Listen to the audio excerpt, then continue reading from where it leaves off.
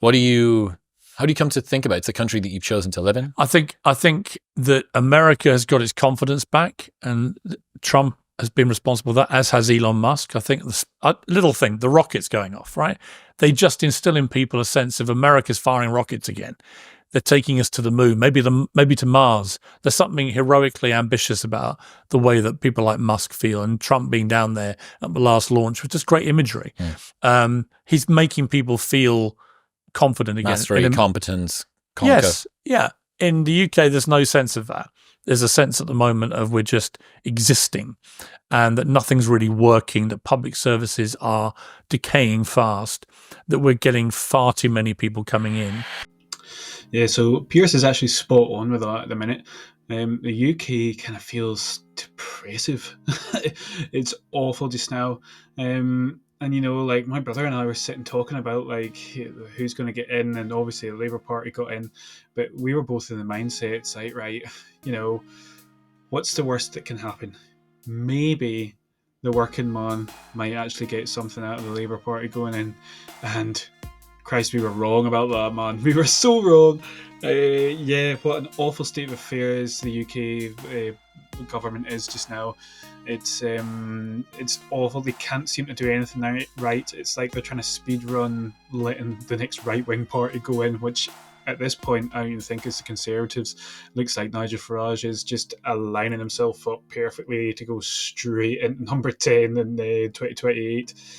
Because Keir Starmer's given him a wide opportunity to do that, just through the way he's acted and like all the decisions he's made and all the decisions he's went back on. So yeah, what an awful situation we're in. Meanwhile, America's over here just like becoming a patriotic country again, and then we're just like being gaslighted and told we're far right if we disagree with what the government says. It's nuts. So yeah, awful.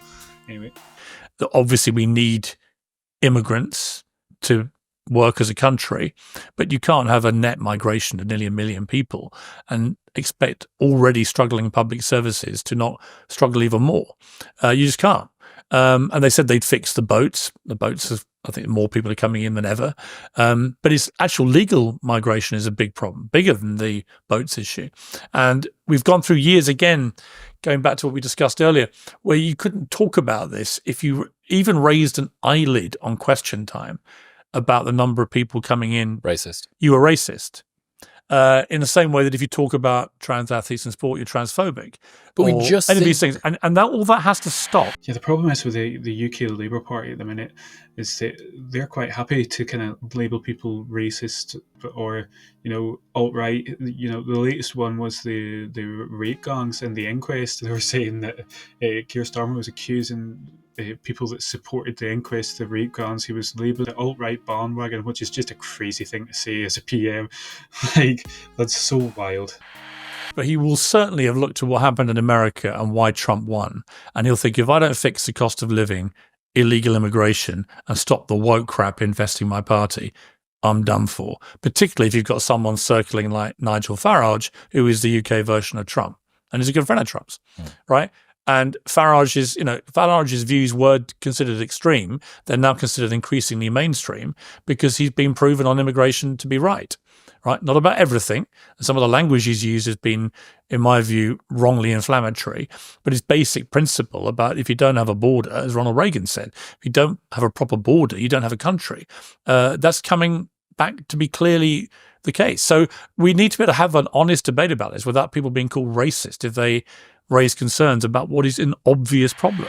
I suppose the thing is, Nigel Farage, like I said previously, he's lining himself up pretty well to become the Prime Minister.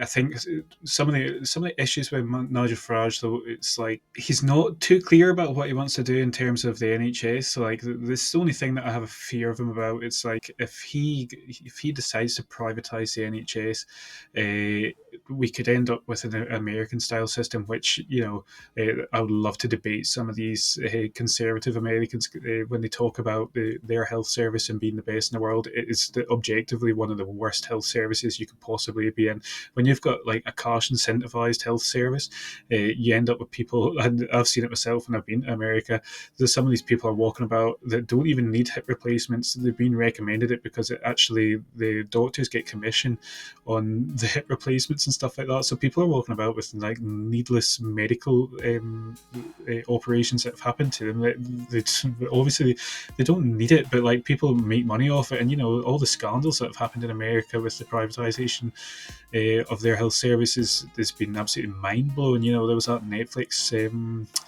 drama that was about the oxycodone. Like that whole thing was like crazy that they get away with that kind of thing. And it still happens. So there was another Netflix documentary which was about the FDA and about how they can repatent stuff. They can slightly change something to get a patent on it again for like a number of years so they can maximize their profits. It's actually crazy. Like I can't believe they can get away with that.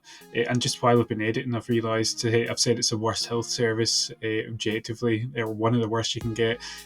I would say, just caveat, in the Western world.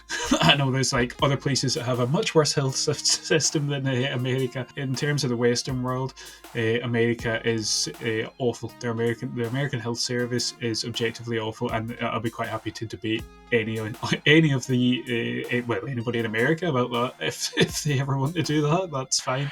Okay, so I just kind of wanted to put out this video just because a lot of stuff that I put on just now is kind of American politics, and I want to just kind of do a little pivot and talk a little bit more about UK politics.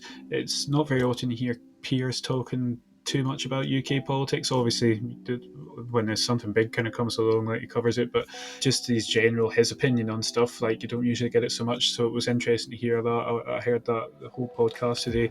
I'll actually link that. It's quite interesting. It's Chris Williamson, I think it is, Modern Wisdom. It must be the name of his podcast, I'm not too sure.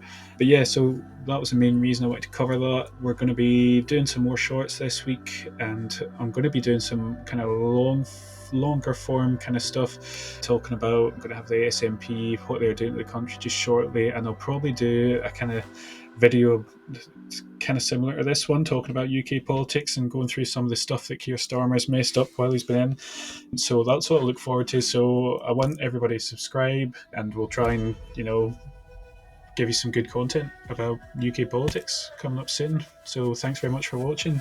Like and subscribe. Thanks.